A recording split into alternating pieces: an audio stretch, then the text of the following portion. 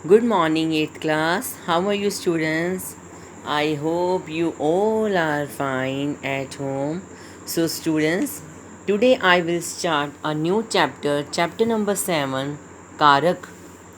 तो बच्चे, कारक आपने पहले भी पढ़ा हुआ है, तो एक बार मैं फिर से आपको करवाने लगी हूँ. So kindly open the page number 45 of your grammar book.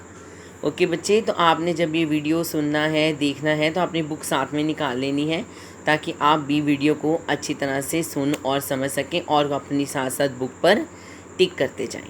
ठीक है, तो बेटे स्टार्ट करते हैं. राणा प्रताप के घोड़े से पड़ गया हवा का पाला था, गिरता ना कभी चेतक तन पर, राणा प्रताप का कोड़ा था. राणा की पुतली फिरी नहीं, जब तक चेतक मुड़ जाता था. बढ़ते नद सा वह लहर गया, वह गया फिर ठहर गया. विकराल वज्रमय बादल सा, अरे की सेना पर गहर गया. भाला गिर गया गिरा निशंग, हाय टापों से खन गया अंग. बैरी समाज रह गया दंग, घोड़े का देख ऐसा रंग. कविता की पंक्तियों में रंगीन शब्द. ठीक है, तो ये बेटे आपकी कविता थी, बनाई हुई उन्होंने. इसमें बेटे आप देखिए जो लाल शब्द नज़र आ रहे हैं, के, से, का, की, तो ये सारे शब्द क्या है बेटे? ये सारे कारक चिन्ह हैं. क्या है? कारक चिन्ह. इसके द्वारा बेटे आप कोई भी सेंटेंस जो कर रहे हो कारक चिन्ह के साथ, वो कंप्लीट हो जाता है. ठीक है, तो थोड़ा सा डिटेल में पढ़ते हैं. कविता की पंक्तियों में रंगीन शब्द क्रिया के साथ संज्ञा व सर्वनाम का संबंध प्रकट कर रहे हैं. जैसे राणा की पुतली फिरी नहीं, क्रिया फिरी नहीं, क्या नहीं फिरी पुतली, किसकी पुतली? राणा की. यहाँ की शब्द राणा, पुतली और फिरी नहीं के बीच संबंध जोड़ा जा रहा है. व्याकरण में क्रिया के साथ संज्ञा या सर्वनाम से संबंध बताने वाले रूप कारक कहलाते हैं. अब बेटे क्या होता है, कारक चिन्ह जो होते हैं वो संज्ञा या सर्वनाम शब्दों के साथ मिल जाते हैं तो वो एक वाक्य की रचना कर देते हैं. ठीक है, कोई भी आप सेंटेंस कर लो, जैसे रमेश ने सेब खाया, तो रमेश इसमें संज्ञा शब्द है और खाया इसमें क्रिया है. ठीक है, सेब उसमें कर्म है. तो बेटे ये तीनों शब्द मिलकर सेब, ने इसमें क्या आ गया? कारक. तो कारक लगने के साथ उन्होंने संज्ञा के साथ सर्वनाम और क्रिया शब्दों के साथ मेल करने के बाद कारक चिन्ह बन गए और कारक चिन्ह के साथ एक शब्द की रचना हो गई, यानी कि वाक्य की रचना हो गई. ठीक है, तो उसे हम क्या कहते हैं? कारक. जैसे संज्ञा, या ये बेटे आपकी डेफिनेशन है, संज्ञा या सर्वनाम का जो रूप क्रिया के साथ संज्ञा या सर्वनाम का संबंध बताए उसे कारक कहते हैं. ठीक है, कारक के लिए प्रयुक्त चिन्हों को प्रसर्ग या विभक्ति चिन्ह भी कहा जाता है.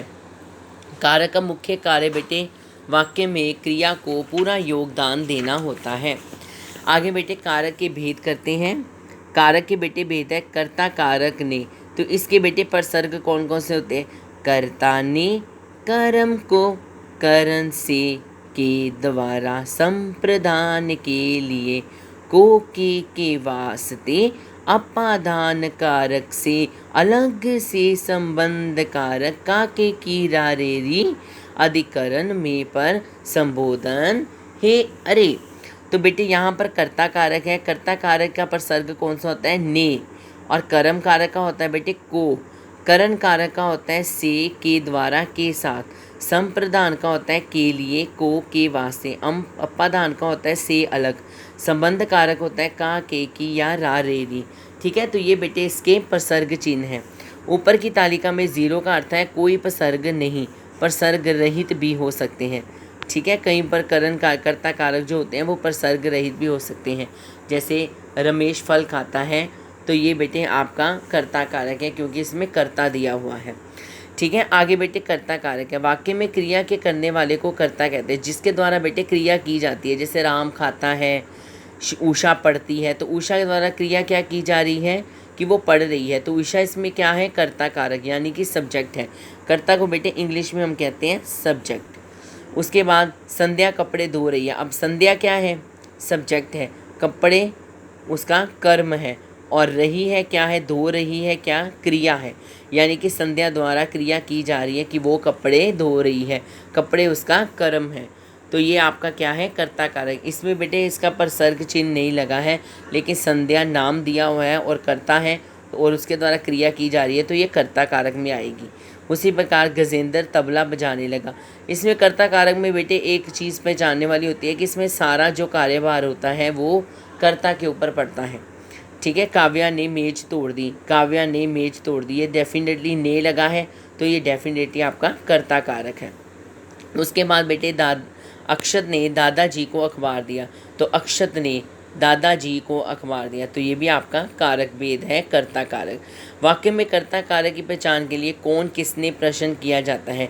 इसके अगर बेटे कर्ता कारक में हमसे कोई प्रश्न चिन्ह, प्रश्न वाला वाक्य हो, तो उसमें पहचान करने के लिए ये दो शब्द ज़रूरी होते हैं, या तो कौन से शुरू होते हैं या फिर किसने से शुरू होते हैं। तो कर्ता कारक के प्रश्न चिन्ह कौन से होते हैं, कौन या किसने।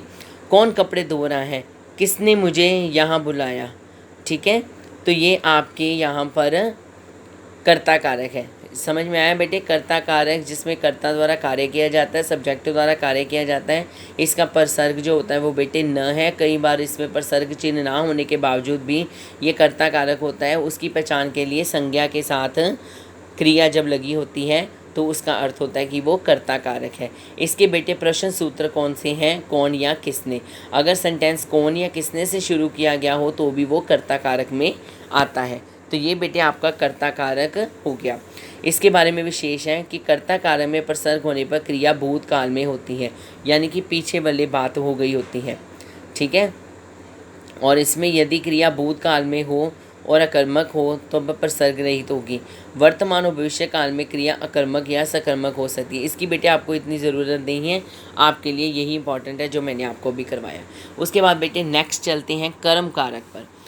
अब कर्म कारक क्या है बेटे, कर्म कारक है जिसमें बेटे संज्ञा या सर्वनाम पद पर क्रिया का प्रभाव अथवा फल पड़े।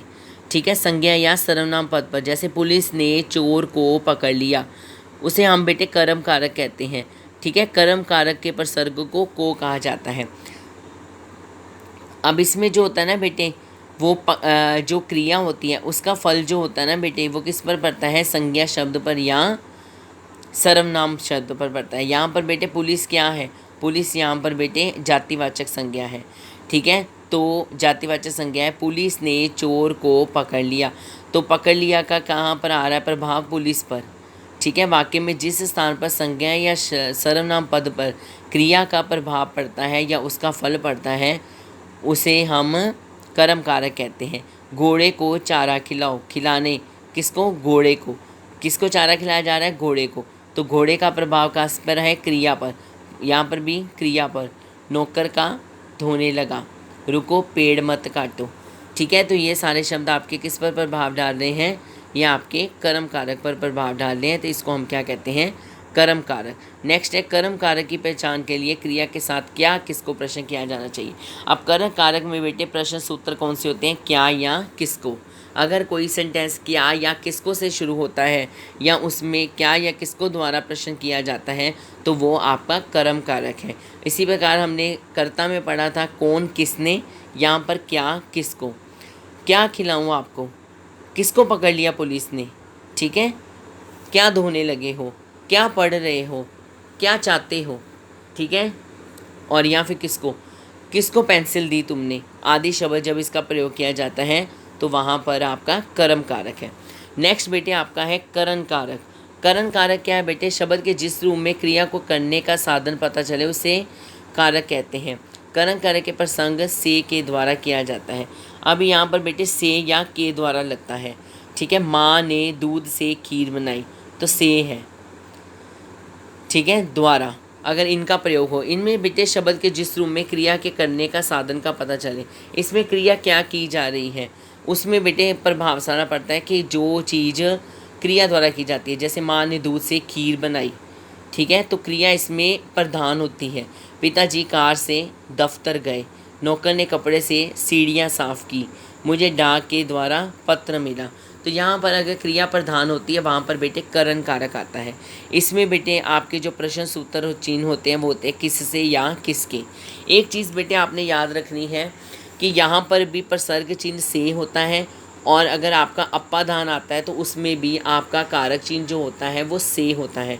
अगर आपको उन दोनों में डिफरेंस करना है, अगर सेंटेंस आ जाता है, मान लीजिए पिताजी कार से दफ्तर गए, तो बेटे अगर ऐसा सेंटेंस आ जाता है तो आप कंफ्यूज हो जाओगे कि इसके आगे हम क्या लिखें, ये करण कारक है या अपादान कारक है। तो बेटे आपने एक पॉइंट में बात याद रखनी है कि जो अपादान कारक होता है उसमें या तो डर की व्यवस्था होती है या कोई चीज़ टूटने की छूटने की होती है। जैसे पेड़ से पत्ता गिरा, शेर आते ही मैं देखकर डर गया। अगर इस तरह की चीज़ें हों तो वो अपादान कारक होता है। लेकिन करण कारक में सिंपल सेंटेंस चलता है, उसमें जो होता है क्रिया वो प्रधान होती है। ठीक है बेटे। उसके बाद बेटे आपका नेक्स्ट आता है संप्रदान कारक। अब संप्रदान कारक का अर्थ होता है बेटे, संप्रदान का अर्थ होता है देना या प्रदान करना। जिस संज्ञा या सर्वनाम के लिए कार्य किया जाए उसे संप्रदान कारक कहते हैं। इस प्रसंग के लिए बेटे को या के लिए प्रयोग किया जाता है। संप्रदान का अर्थ होता है देना। तुमने अपने मित्र को उपहार दिया, नानी बच्चों के लिए खिलौने लाई। जिसमें संज्ञा या सर्वनाम के लिए कार्य किया जाए और उसमें कोई चीज़ दी या प्रदान की जाए तो वहाँ पर संप्रदान कारक होता है। ठीक है। यहाँ पर प्रार्थना हो सकती है, किसी को पैसे देना हो सकता है, उपहार देना हो सकता है। अगर ऐसी चीज़ों का बेटे संज्ञा या सर्वनाम का के लिए कार्य किया जाता है तो वहाँ पर संप्रदान कारक होता है।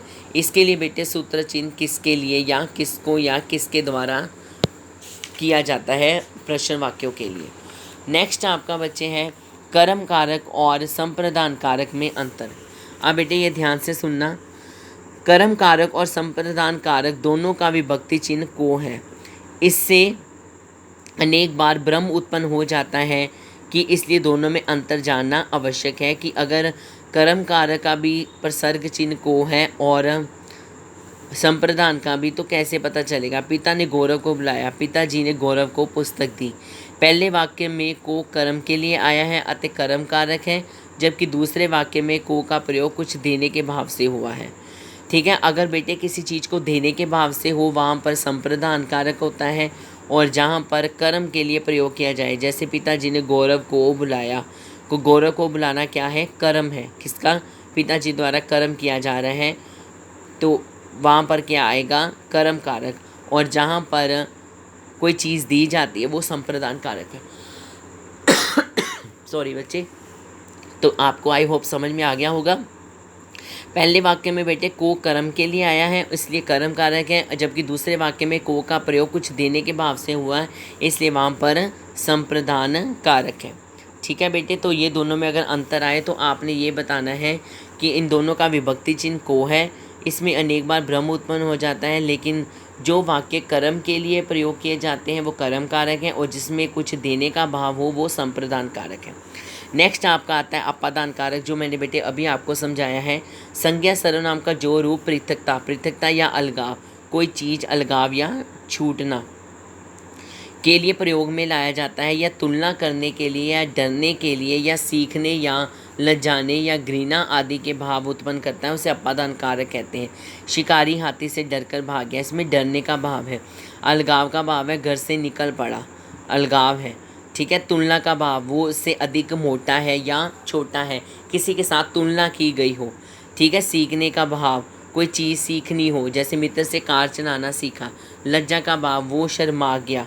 ठीक है। घृणा का भाव, मुझे झूठ से घृणा है। नफ़रत के भाव, घृणा मीन्स नफ़रत का भाव। अगर ऐसा हो तो भी बेटे वहाँ पर अपादान कारक आता है। इसका प्रश्न चिन्ह जो होता है बेटे वो कहाँ से होता है। ठीक है। आई होप कि आपको समझ में आ गया होगा। अपादान कारक जिसमें डरने का भाव हो, किसी से दूर होने का भाव हो, किसी से तुलना की जाती हो, जैसे ये पेड़ इस पेड़ से ज़्यादा सुंदर है, या तुम इससे ज़्यादा अच्छा पढ़ती हो। ठीक है। या तुमसे वो ज़्यादा सुंदर है, इस तरह के भाव हो जो तुलना की जाए। या सीखने का भाव, जैसे मैं आज जलेबी बनाना सीख गया। ठीक है। मुझे कार चलानी सीखनी है, ऐसे कोई भाव आते हैं सीखने के। या लज्जा का भाव, कोई शर्मा गया है। ठीक है। या फिर घृणा का भाव आता है, तो बेटे वहाँ पर आपका अपादान कारक आता है। और इसका प्रश्न सूत्र कहाँ है, कहाँ से। ठीक है। आगे करण कारक और अपादान कारक में से का अंतर होता है। करण कारक में से साधन के रूप में तथा अपादान कारक में अलगाव या तुलना के रूप में प्रयुक्त होता है। अगर आप दोनों में से पूछा जाए अंतर बताओ तो आपने ऐसे बताना है। नेक्स्ट आपका है बेटे संबंध कारक। संज्ञा या सर्वनाम का जो रूप वाक्य में प्रयुक्त की गई दूसरी संज्ञा या सर्वनाम से संबंध बनाए उसे संबंध कारक कहते हैं। संबंध कारक के प्रसर्ग का चिन्ह है का, के की या रा, रे, री या ना, नैनी। यह मूर्ति शिव की है, वह मेरी मौसी है। इसमें बेटे संज्ञा या सर्वनाम के जो रूप वाक्य में प्रयुक्त की गई दूसरी संज्ञा या सर्वनाम के बारे में संबंध बताता है। किसी दूसरी संज्ञा या सर्वनाम शब्दों की संबंध बताए। जैसे अशोक के पिता बैंक में अधिकारी हैं, यह तुम्हारा बस्ता है, ठीक है, उसके बारे में संबंध बताए, वहाँ पर बेटे संबंध कारक होता है। इसका बेटे जो आपका प्रश्न चिन्ह है वो है किसका या किसकी या किसके। नेक्स्ट आपका है बेटे अधिकरण कारक। संज्ञा या सर्वनाम के जिस रूप से क्रिया के स्थान, समय या अवसर पता चले उसे अधिकरण कारक कहते हैं। प्रकाश ने अपने खाते में रुपए जमा कराए, चूहा बिल में घुस गया।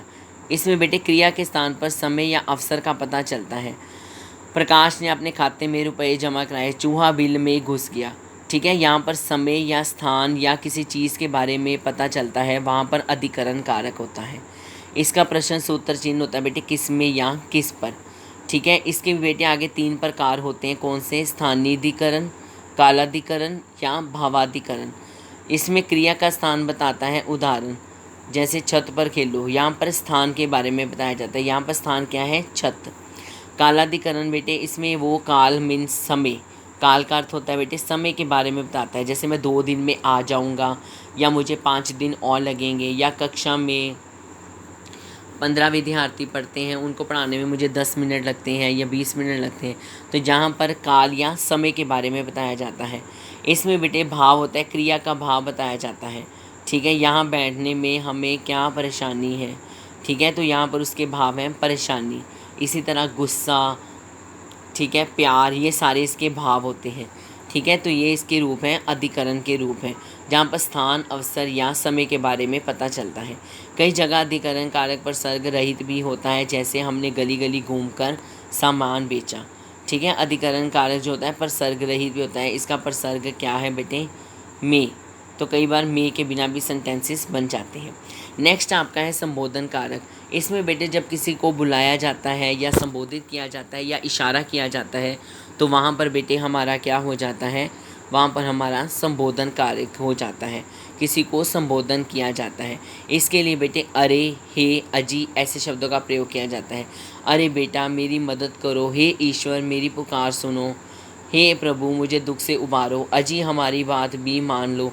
ऐसे शब्दों का प्रोत्साहन किया जाता है, वहाँ पर बेटे आपका संबोधन कारक होता है, ठीक है बेटे। आई होप कि आपको सारा समझ में आ गया होगा हमारा चैप्टर। उसके बाद बच्चे आपने जो इसकी बैक एक्सरसाइज है वो हम नेक्स्ट बार करेंगे। आज के लिए आपने ये चैप्टर सारा समझना है। धन्यवाद बच्चे।